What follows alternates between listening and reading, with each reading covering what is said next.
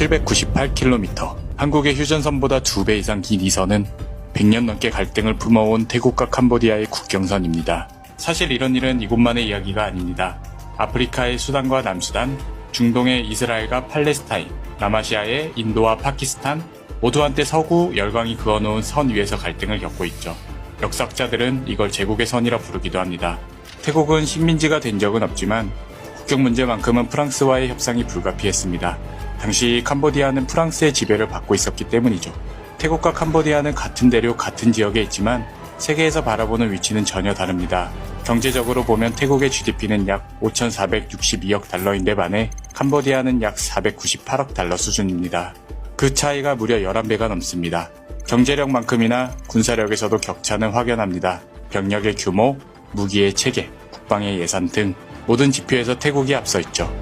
하지만 지금 이곳에서 벌어진 분쟁은 그런 숫자들로만 설명할 수 없는 복잡한 역사와 갈등을 안고 있습니다.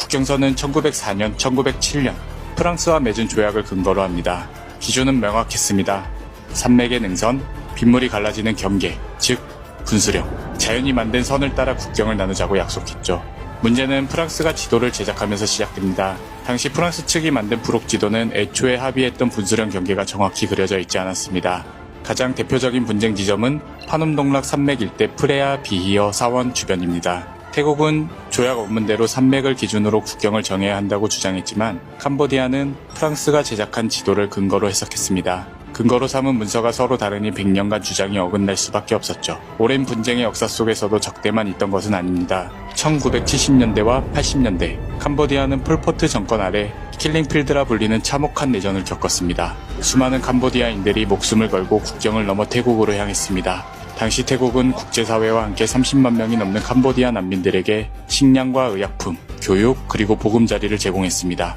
절박한 이웃을 외면하지 않았던 거죠. 저는 오늘 이 국경의 역사를 따라가며 그 기록과 현지의 목소리를 한국 시청자분들과 함께 나누고 싶었습니다. แต่ตามแนวชายแดนไม่ว่าจะฝั่งพม่าฝั่งลาวฝั่งกัมพูชาจริงๆก็สงบมาตลอดแต่ช่วงหลังผมก็ไม่แน่ใจเนื่องจากว่าตอนปี54เนี่ยก็เคยเกิดระลอกในเรื่องของพื้นที่ชายแดน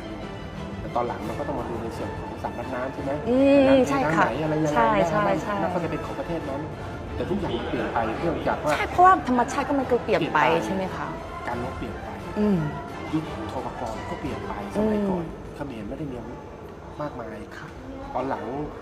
มีผู้สนับสนุนต่างๆนะเขาก็ดีขึ้นการลบเขาก็มาฝึกกับเราด้วยนะแล้วเขาเข้ามาทำดึงแบบนี้มันก็จะเกิดเหตุการณ์ที่เราสูญเสียทั้งเขาทั้งเราจริงเราไม่ได้อยากจะไปลุกลามเขาเราก็อยู่ในส่วนของเราช่วยเหลือเขาด้วยอย่างในประเทศท่านยังเคยเข้าไปช่วยเหลือในเรื่องของโรงเรียนแล้วก็ให้ทุนการศึกษาคนเขมรเข้ามาเรียนที่ต่างประเทศแล้วผมก็คิดว่าเราช่วยเขาถึงแม้จะปะทะกันแต่เราก็พยายามปะทะในส่วนที่ประชาคมโลกเขารับได้หลายๆประเทศก็พยายามขึ้นเป็นโลโก้ธงชาติไทยแสดงว่าเขารับรู้รับทราบแล้วแต่เขาอาจจะไม่กล้าที่จะฟันธงไปว่าแบบนี้มันดีแต่ว่าเขารู้ในแล้วว่าเฮ้ยผมเชื่อมั่นว่าประเทศไทยปฏิบัติตามกฎบัญญัติของสหประชาชาติจริง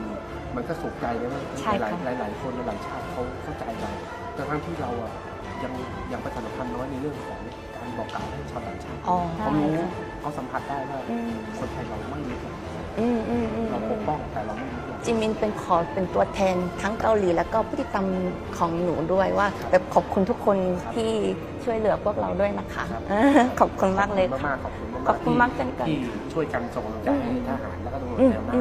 한국 전쟁 당시 태국은 아시아에서 가장 빠르게 달려와준 국가라고 합니다. 이분들이 아시아에서 가장 먼저 한국 평화를 수호하기 위해서 달려와준 분들이거든. 그때 고지전이 체감온도로 영하 30도에서 40도 정도가 됐었대. 얼추 느낌을 비교해보자면 거의 북극이나 남극의 기온과 맞먹을 정도로 엄청난 한파였는데 그때 당시에 참전용사가 남긴 기록에 의하면 전쟁도 무섭지만 추위는 더 무서웠다 이런 기록이 있더라고. 그러니까 겨울이란 걸 느껴보지 못한 태국 군인 입장으로서는 그 고지전이 얼마나 이제 힘들고 고통스러운 싸움이었는지 또 이런 역사의 흔적을 우리가 잊으면 안 되겠다라는 생각이 들더라고. 저는 이번 영상을 준비하면서 태국의 역사를 공부하게 되었는데요. 머리는 좀 더 복잡해졌습니다. 그럴만도 한 게 지도 위에 그어진 선 하나가 어린아이와 사람들의 생명을 앗아갔고 수십만 명을 피난길에 오르게 하는데 단 며칠이 걸리지 않았으니까요.